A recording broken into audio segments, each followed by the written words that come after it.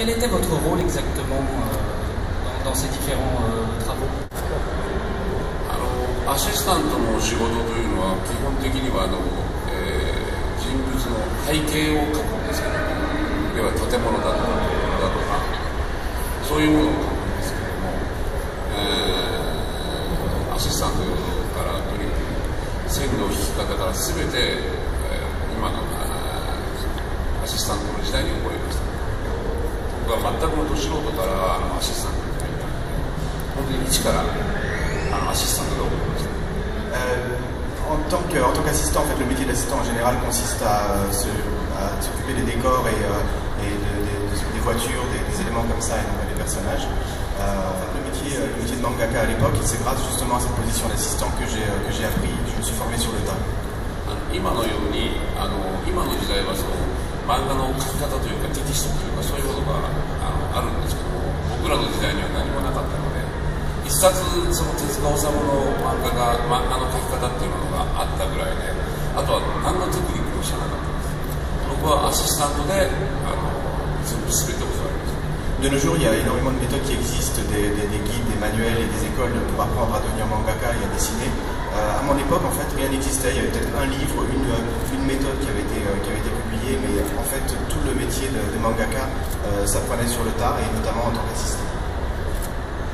Et donc maintenant que vous avez vos propres séries et vos propres assistants, comment se passe une journée classique de Monsieur Saruta? アシスタントの仕事はですね、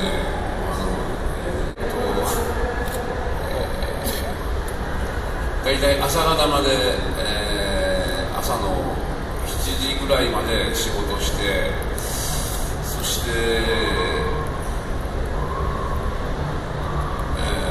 起きるのが2時か3時ぐらいですね。昼夜逆転してます。Ma journée, en fait, je travaille jusqu'à en général 7h du matin, donc la nuit, et je me réveille à 2h, 3h en général. Donc ma journée commence à 2h, 3h de l'après-midi. ほとんど寝る以外は仕事してます。À part dormir, finalement, toute la journée, tout le temps, je suis debout, réveillé, je passe à dessiner. Pour parler maintenant du manga, dans le manga Tough, la première partie de Free Fight, tous les adversaires du héros, Keiichi Minazawa, pratiquent un art martial inspiré d'arts martiaux existants, comme le Muay Thai, le Judo. Et donc, est-ce que l'art martial que pratique le héros, Keiichi, le Nada Shinkage, est lui aussi inspiré d'un art martial réel? 剣術の方で新影流っていうのがあります。それを、総合格闘技の方の、にあるしたもともとは剣術としてあります。Le Nada Shinkage Ryu en fait est à la base repose sur le Kenjutsu. Donc Est-ce que vous avez un passage préféré dans votre manga? 僕はそのトーナメントのシリーズももちろん思い入れあるんですけど、一番思い入れがあるのは聖子と桐生の戦いが一番思い入れがあります。多分自分の中ですごく派手にいろんな技の応酬で出し合って楽しんで書いてた記憶がありますね。J'ai beaucoup de souvenirs évidemment tout au long de l'écriture de ce manga, mais mon passage préféré reste peut-être l'affrontement entre Seiko et Kiryu, pendant lequel je me suis plus amusé à dessiner et à faire, dans le sens où c'était vraiment c'était dans le superlatif, c'était un peu dans l'extrême, et c'est le passage qui m'a laissé le plus de souvenirs. Que ce soit dans Tough avec Edgar C. Garcia ou dans la nouvelle série Free Fight avec Jet, Marcio Jet Naito, vous avez tué tous les descendants du Nada Shinkage, à part Kishi. Pourquoi? Qu'est-ce que vous leur avez trouvé aux descendants? Pourquoi? 殺したのは、旧シリーズのガルシアの死んだ時のキーボードを反応はやっぱり、狼狽してて、それをなかなかガルシアの死を受け入れることはできなかったんですけども、新シリーズのジェットの時はキーボーはすぐ受け入れてるんですね。で殺した、だからそこら辺のなんだろう、親友が、親友というか、親友が死んだ時のリアクションというかを見せたかった。En fait, dans la première série, finalement, Garcia lui meurt parce qu'il a vieilli prématurément. Kibo pense se sent responsable, mais ne l'accepte quand même pas du tout.